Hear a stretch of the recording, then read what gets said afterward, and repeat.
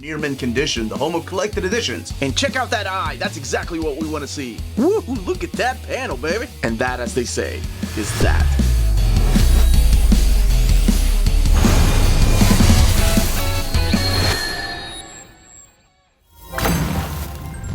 The masterpiece is back in print. Today on Near Mint Condition, I, the Uncanny Omar, am going to give you my overview of the latest printing of the Eternaut, the slipcase edition from Fantagraphics. So please join me.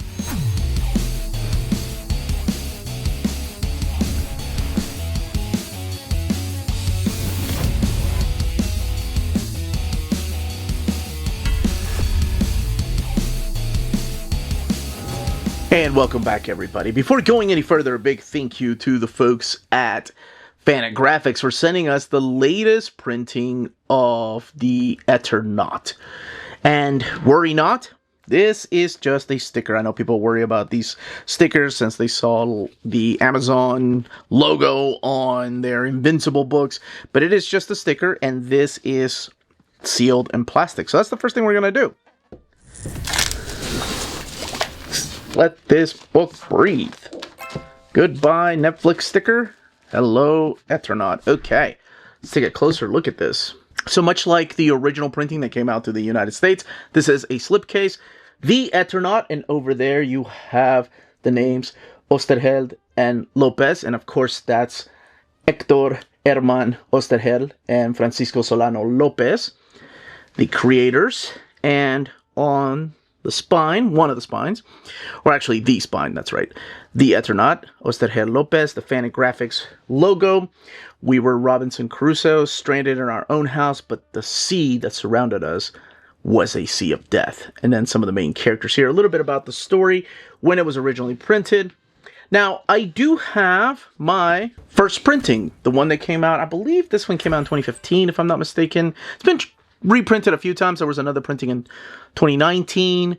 But what happened was that there was a Netflix show, and then as soon as it was rumored that it was going to be a Netflix show, oh my gosh, you could not find it anywhere. You can probably see that the spine is different, and we'll look at that here in a little bit.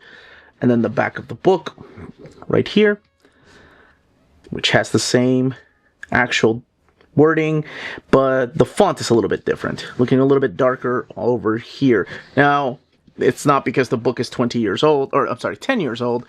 I do keep sunlight away from my books. Let's get this out of the slipcase and get this book out of the slipcase. So it's really cool that they kept oh, that's cool.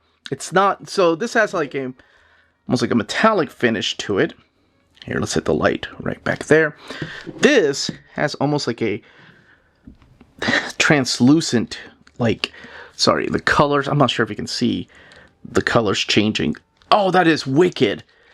Okay, and this is another. So this does come off the books. Just, it's like a dust jacket. And then, of course, over here, the same thing. So just the clear plastic. And taking a closer look at the books and the die cut. Yes, that actually says the Eternaut. Over here, it's just the silver. So you can see the reflection. It works like a mirror. There we go. You can see my lights in the back of my books and the mess this room can get. All right, so what I'm going to do is open the new printing up and talk about this masterpiece while showing you the artwork and also, of course, giving you the pitch of the story, looking at the extras, and then doing a comparison to the original printing. Okay, before we get it opened, I wanted to show you just a little bit closer look at this right here. It almost reminds me of the Trapper Keepers we had in the 80s and 90s, but it's a lot cooler. It's I said translucent. What I meant to say is it's kind of like kaleidoscopic, if is that a word? Like a kaleidoscope. It is a die cut cover with, of course, the Eternaut right here, and your title page, the Eternaut, written by Héctor, Germán, Oesterheld, and Francisco Solano López. And then you have an introduction here in a forward. This is by Juan Matillo, talking about the importance of this book and how it had a cultural impact in Argentina. And also, like, all over the world, because it's so different. And there is a huge tragic story to Hector's life. He ended up, actually, he disappeared. And if you read about it, this goes through why this comic is important, how someone can die for their art, and they were working on other sequels for this book. Actually, Héctor and Francisco were reunited to work on a sequel, but there are some sequels that Héctor did by himself, and then a couple of other creators did. But anyway, yeah, in the 70s he disappeared, him and his daughters. It's an awful story, and it just shows, you know, the power of word and what it can mean to people. So there is a reason why a lot of us consider this a masterpiece. I hadn't heard of this until 2014, 2013, because it wasn't available in America. Fantagraphics brought it over right around 2015, I think, when I ended up getting that first edition, and I fell in love with it, and I saw the importance of this book. This book has 372 pages and retails for $49.99. And I'm going to try to do this masterpiece justice. It is all done in black and white in this landscape format, because these books, these stories, originated in a I believe it was a weekly magazine that was coming out from 1957 to 1959. It was called Hora Cero Semanal. That's it, Semanal. So it had to be weekly. So the pitch of this, without going into spoilers, I don't care if you've seen the Netflix series.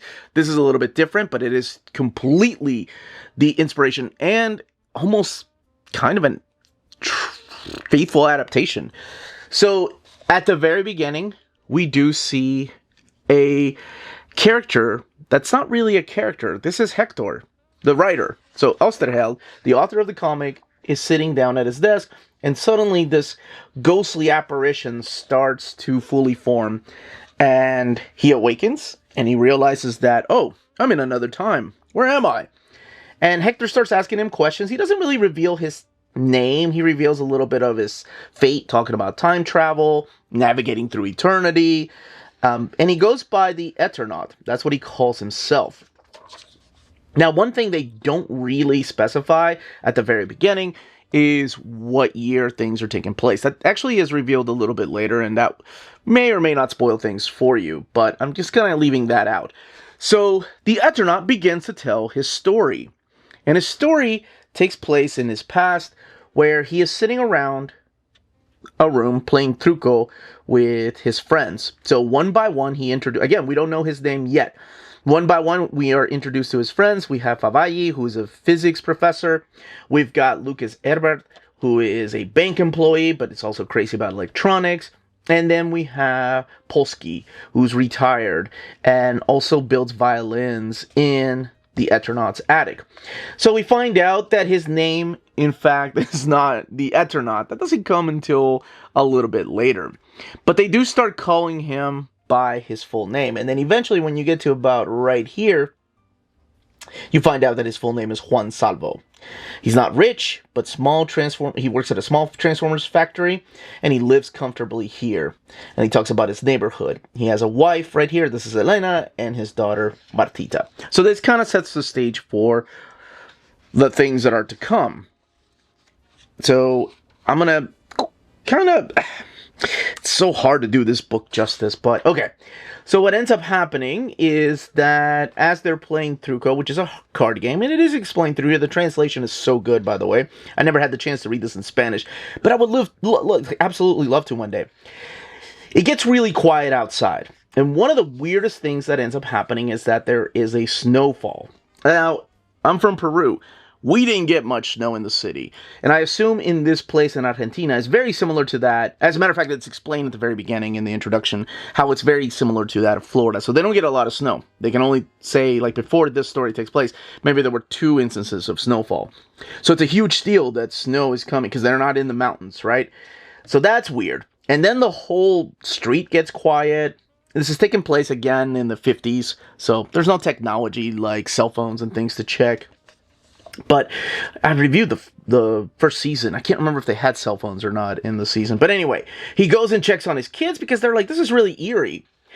and the kids are okay. And then what ends up happening is that Polsky decides, my family, my kids are alone. I gotta go and check on my wife and kids. So his friends are trying to stop him, and he ends up putting a jacket on and leaving because they notice that there's something weird about the snow. They can't really tell.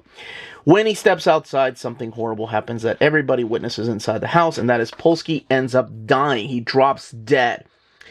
So this is where the conversations take place. And I love stories like this. This is where this group of friends that are left alive, that are all pretty smart guys, are trying to figure out exactly what is this? What could make snow kill people? Could it be a radiation that is in the clouds, that some kind of factory blew up? Then the radio station was going on about something like that.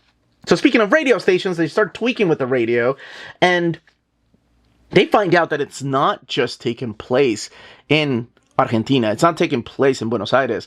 It is actually taking place all over the world. So as we go through here, I'm going to skip a little bit. They tried to survive, and then it's decided that between all of them, they would put a suit together to walk outside and find food and other survivors, because they are testing a theory. Unfortunately, not because they wanted to, but the theory comes true when their neighbor, like the neighbor across the street, is trying to talk to them, and as soon as he hits the snowfall, or as soon as perhaps the air hits him, he drops dead. Then his wife goes and checks on him, and she drops dead. So it is true. Whatever the snow is bringing down is killing people. So they all pretty much roll a dice to see who gets to wear the suit. Of course, not taking Elena or the daughter into consideration. It's just the three men. But it is Juan that gets to go. So Juan Salvo is the one that looks like this, the guy on the cover, and you can probably guess, calling himself the Eternaut. And there's a lot of quotes through here. And a lot of, sort of like a parallel to what was happening, like in the Swiss Family Robinson and things like that. There's a lot of that through here. But anyway, he ends up going out there and trying to find people, trying to find food, trying to find weapons. He runs across a young boy who is trying to survive all by himself. Pablo doesn't know exactly what happened to his family. He brings them back.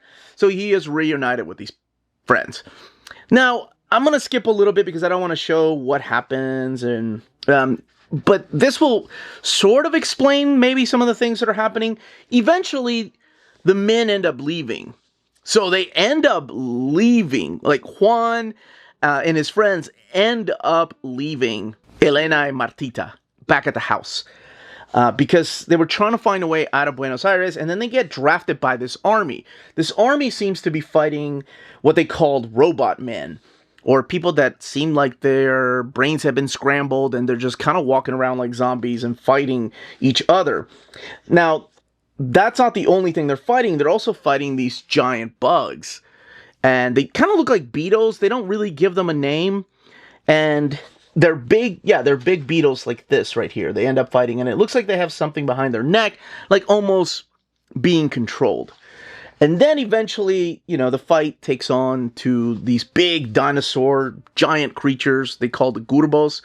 And then a humanoid person that could be behind controlling a lot of these creatures, just known as the Hand, because it has many fingers. It's actually what you see when you're looking at the very beginning, at the introduction right here. Yeah. So that's what this is. That's the pitch for this. You have a group of friends that are together. They try to get out. Eventually, the snow stops, so they're able to get out. They don't have to wear suits anymore. But what does it have to do to, with the very beginning? What does it have to do with this guy, Juan Salvo, meeting Oesterheld at his house? What is he going to tell him? And does it come back to that? That's all I will say about the pitch. There is a reason why a lot of people love this, and most of the time it comes from the fact that it's not your average alien story, right? Whenever we see an alien story, it usually attacks big cities that we know, like they're very popular within the world, usually New York or sometimes Tokyo, places like that. And we usually have a hero that takes the helm and decides that I'm going to go and save everybody. But this is taking place in Argentina. And the people of Argentina absolutely love this because As you'll read through the beginning, you find out what was going on with the government, what was happening back then. And this gave people on their daily commute to work a dose of that optimism. And it reflects their battered society, the place they were living at the time. And that's why this was so important. But I feel like it's one of those timeless stories. It doesn't matter that these people don't have iPhones or tablets or computers. This could happen at any time. Snow could come in the form of a weapon. And who is sending this? Who is making these giant beetles? Who is controlling these robot men? Who are the hand? And, you know, and then who the hell created these giant gurbos? And what happens to these friends? Can they trust each other? So I think there's a lot of that through here. And I saw a lot of the comments whenever we reviewed the Eternaut Season 1 that they saw that. Like, it's definitely a story that people can relate to. You don't need to have lived in Buenos Aires to appreciate this. And you can see the reflection that it's giving to the real world. And that sense of fighting back. And it's amazing. And this is... you know, we've seen this happen throughout history, but this is a case of somebody dying for their art, and man, it hits so different. Now, I mentioned that there were sequels, like there was the Eternaut 1969, which I believe that one has been translated. There was the El Eternauta Segunda Parte, which is like the second part, but those are done by different creators with Héctor working as well. But Héctor and we're gonna work together on an actual sequel. And that got lost along with a bunch of other things, unfortunately, when he disappeared in the 70s. So that's all I will say about the plot. That's kind of gives you a hint as to why this is so important and why this got voted whenever we were doing the most important graphic novels to have in a library. And why, thank goodness at the time, because it was out of print, one of my wonderful viewers donated a copy, a used copy that I donated. So I gave a stack of books to the library. Whatever books we voted for on that stream, I donated to a library. And I would love to do that again. Maybe I can make it an annual thing, because I think it is important for people to read different things outside of the superhero realm. And there's nothing wrong with that. I love me some Marvel and DC. But it's nice to see that there's like sci-fi stories out there, stories that took place in the freaking 50s that still resonate with us, that are just equally as important. It's wonderful. So I'm glad that this got voted in. I was worried that I may have to buy a copy that was, oh my gosh, at the time, like, whoo. I think I found one for $350. So I'm very glad that Fantagraphics decided to reprint it. Don't worry again about that Netflix logo. It is not an actual stamp, but a sticker. So I think that's all I have to say about this. I didn't even talk about the other characters like Franco and Mosca, but you can find out for yourself. And in the very back, there's this article by Juan Caballero talking about the importance of the Eternaut in Argentina and the many locations that is used for the book and how famous they are. And then, of course, the bio on Héctor, Germán, Oesterheld, and Francisco Solano López. And then over here, the bio on the different people that help put the book together, including the translators and the editors here at Fantagraphics, and your end sheets. And what I want to do is compare it to the first printing, but before I do, it is sewn binding and printed in this thick matte paper stock. Okay, let's get the first printing out here. The original printing up at the top, reflecting my books. That's so cool. I don't really get to see that often. And then the new printing here at the bottom. Again, both of them having a die-cut cover, showing the character of Juan right there. And then your title page. What I want to mainly do, though, is see the paper stock. Oh, new printing looks like it's a little better right there. But really, it's not a big deal. The Eternaut, again. But this time around, you do have the Fantagraphics logo here. Instead, you don't have one up here. And then you have this Navigator of Eternity introduction right here. This is the Juan Mateo forward, so it's already a little bit different. And then you have a little bit about the Eternaut and the creators, and over here you have the Martin Haydes forward. And you kick it off with this first page right here. And since these were done in weekly magazines, there are really no covers. And honestly, the paper stock feels a little thicker than the first printing. It's interesting. Yeah. Just a little bit, not very much. The contrast still looking the same. And there's no real bleed through happening as well. It does lay over, it seems like a little bit better. Let me double check something. Just making sure the first printing did have sewn binding. When I get to the back here, so you have the same article. Now I will say on the opposite page, and of course I'm censoring that final page, but on the opposite side, in the original printing, it's an afterword by both Héctor and Francisco. In the new printing, there is no afterword. I wonder why they decided not to put it there. So let's move on to the next pages. Looks like this is flipped a little bit. I'm just making sure the extras are all the same. This has been blown up to kind of, I guess, extend that. It's really strange. Okay. And then the bio on the creators. So 359 pages. And then this will be the...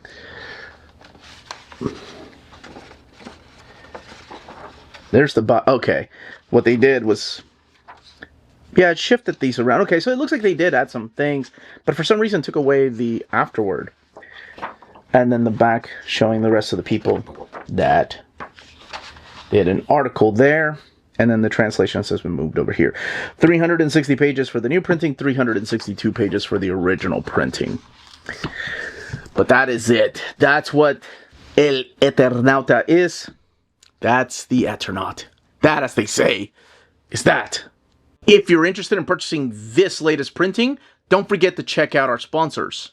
If you're in Europe and you're interested in buying these books, definitely check out Walt's Comic Shop in Berlin, Germany. They have the cheapest pre-order prices, flat shipping rate of €12 for all EU countries, emails answered within 24 hours, waltscomicshop.com, and you can use the code nearmintcondition at checkout and get free shipping for all EU countries with your first order over €40.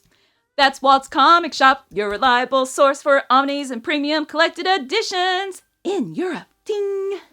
CheapGraphicNovels.com, your online home for graphic novels and collected editions up to 50% off cover price. They have excellent shipping and prompt and helpful service. Check out their bargain deals for up to 90% off cover price. And don't forget that CGN also takes pre-orders. That way you don't miss out on the hottest releases. And they are currently running a special promotion for you Minties. If you're a first-time customer, after receiving your order confirmation email, reply back to that email and let them know Near Mint Condition sent you their way. They will then apply a free shipping promotional credit to your next order in the US. Cheap Graphic Novels, your source for the hottest books with the kind of deep discount, quality shipping, and customer service that will keep you coming back for more. And that was the content, the page count, and build of this book. And of course, the quick comparison to my original printing. If you have any questions, leave them down below. Don't forget to smash that like button on the way out. Let me know in the comments down below what other books you would love to see Fantagraphics reprint from their catalog. They've been around for decades, and a lot of those books have gone out of print. And of course, if they can do so, because of licensing. But that's it, everybody. Thank you so much. Stay healthy and safe out there. Much love.